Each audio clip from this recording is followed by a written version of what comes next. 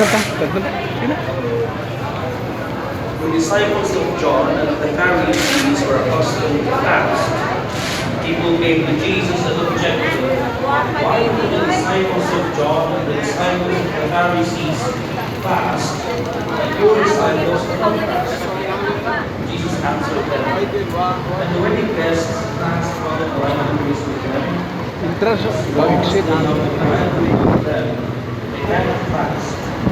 The days will come when the bridegroom is taken away from them, and then they will fast on that day. No one sees a piece of unshrunken cloth and a golden cloak. Thus, so the steals the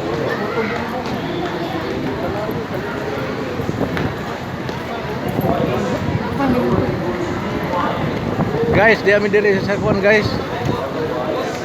Huli na guys. Gabi na guys.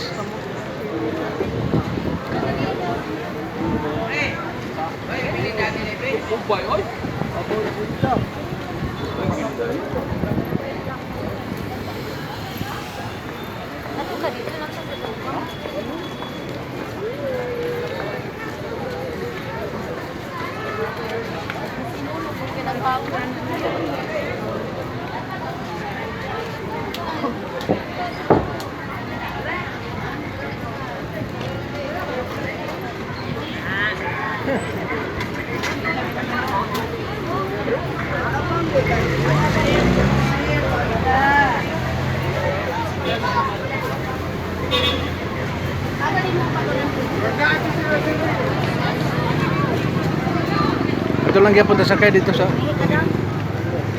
Jaga mana dong? Hello.